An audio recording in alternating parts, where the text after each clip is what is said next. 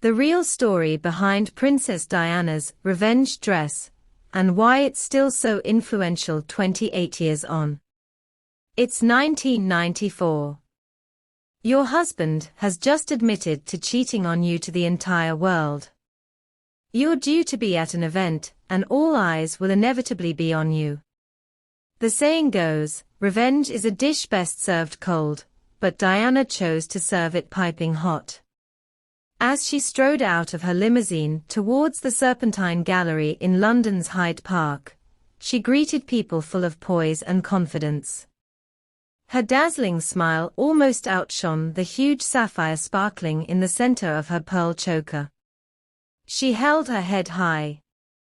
Her hair caught in the fading sun, and notably she was still wearing her sapphire engagement ring. Yet it was her black off-the-shoulder dress, with matching chiffon scarf flying behind from the waist that said it all.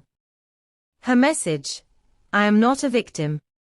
At the same time, her estranged husband Charles was being beamed on TVs around the nation, being interviewed about his infidelity with Camilla Parker-Bowles.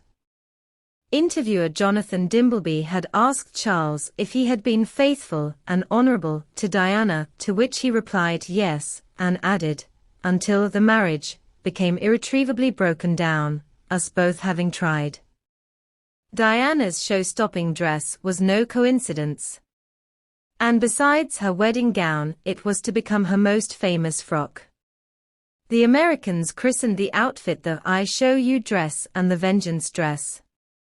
Yet it had sat in her wardrobe collecting dust for 3 years, until that balmy June 29 evening. It had been leaked that Diana was going to wear Valentino to the event, so instead she wore the daring off-the-shoulder gown by Greek designer Christina Stambolian. She had bought the dress after lunching with her brother Charles Spencer at her favorite restaurant, San Lorenzo, before wandering down Beecham Place in Knightsbridge and walking into the shop of the little-known Greek designer.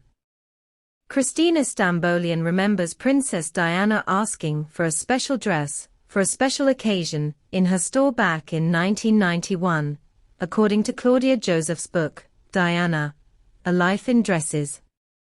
After a few sketches, they decided on the legendary short hem, and after 2 dressmakers, took more than 60 hours to create the dress, and the rest is history. Ms. Stambolian added that she thrilled to see Diana wear it on that night of all nights. Referencing Swan Lake, one of Princess Diana's favorite plays, Ms. Stambolian added, she chose not to play the scene like Odette, innocent in white. She was clearly angry. She played it like Odile in black. She wore bright red nail enamel, which we had never seen her do before. She was saying, let's be wicked tonight. The dress featured an asymmetrical hem, with a flattering sheer tail which dangled from the cinched waist. With a flirty sweetheart neckline, Diana certainly turned heads, as she paired the dress with sheer tights, onyx-colored stilettos and her beloved pearl and sapphire choker, which was originally a brooch given to her by the Queen Mother that she fashioned into a necklace. Photographer and author of Dicing with D.I., Mark Saunders, told the documentary Diana, In Search of Happiness, everyone remembers the night of the Dimbleby interview when Prince Charles admitted an affair with Camilla Parker-Bowles, and look how Diana turned up at the Serpentine Gallery. Diana's late former stylist Anna Harvey told the 2013 documentary Princess Diana's Dresses, The Auction, that she wanted to hold her head high in what she chose to wear that evening. Ms. Harvey said, she wanted to look $1 million. And she did. The stylist also wrote in Vogue that it thrilled the princess to make an impact.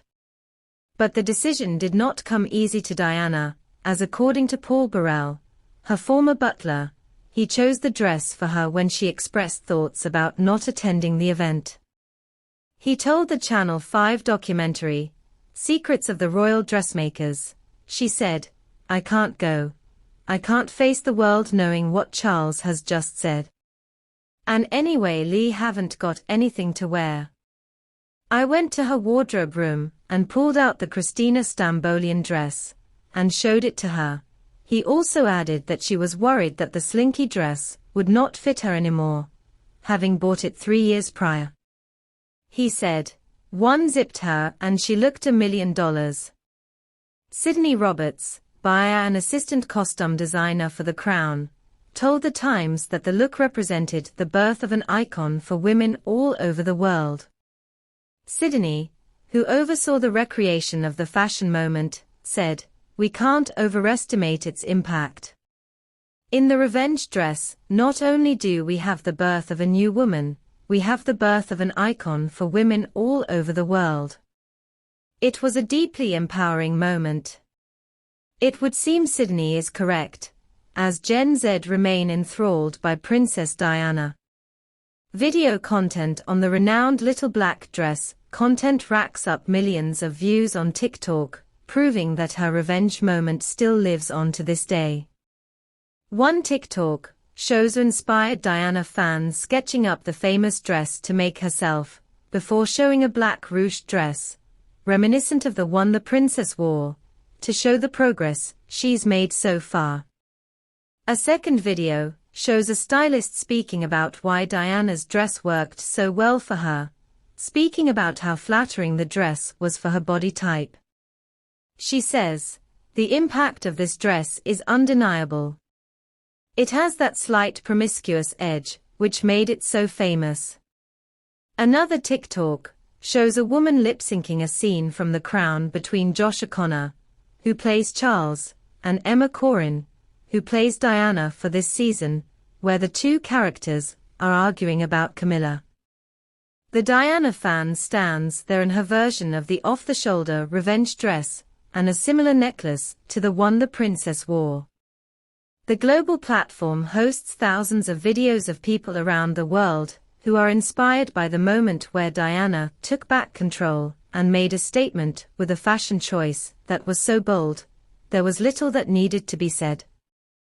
The powerful piece of material that continues to empower women around the world now remains in a bank vault, wrapped in tissue paper, and has not been seen in public for years, according to Diana, A Life in Dresses.